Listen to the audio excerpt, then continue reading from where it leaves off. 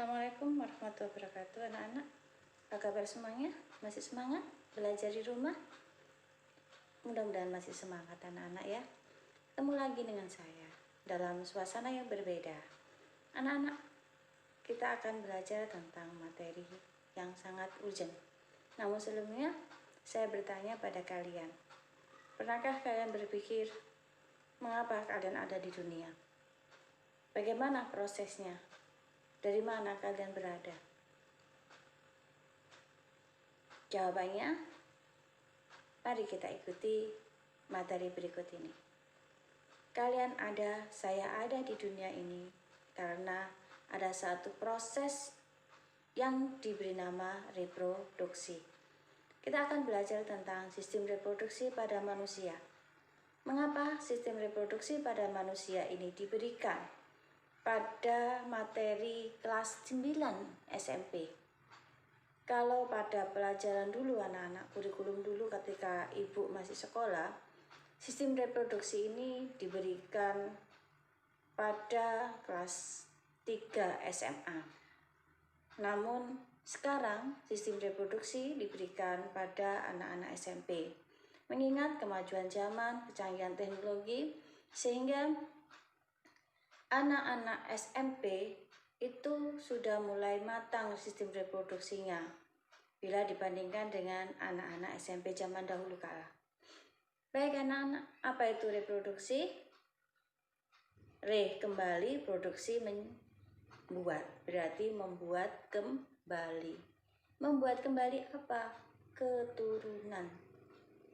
Jadi membuat keturunan kembali, sehingga melalui sistem reproduksi ini, manusia ataupun makhluk hidup yang lainnya bisa mempertahankan kehidupannya, mempertahankan jenisnya. Jadi kehidupan di sini bukan manusia itu hidup sampai selama-lamanya, bukan. Makhluk hidup itu hidup untuk selama-lamanya, bukan. Tetapi manusia hidup karena ada manusia lainnya. Makhluk hidup itu ada karena ada makhluk hidup lainnya. Itulah gunanya reproduksi. Di dalam proses reproduksi anak-anak, sebelum terjadinya sebuah sperma ataupun sel telur, itu akan diawali dulu dengan satu proses yang namanya pembelahan. Apa itu pembelahan? Nah, pembelahan di sini yang dimaksud adalah pembelahan sel, di mana sel itu kalau kalian masih ingat di pelajaran kelas 7 dulu adalah unit struktural terkecil dari satu makhluk hidup. Nah, sel ini mengalami pembelahan. Ada pembelahan sel tubuh, ada pembelahan sel kelamin. Pembelahan sel tubuh itu biasanya disebut dengan pembelahan mitosis, yang mana di dalam pembelahan mitosis itu kromosom yang terbentuk ada sama dengan kromosom induknya, yaitu sama-sama dengan diploid.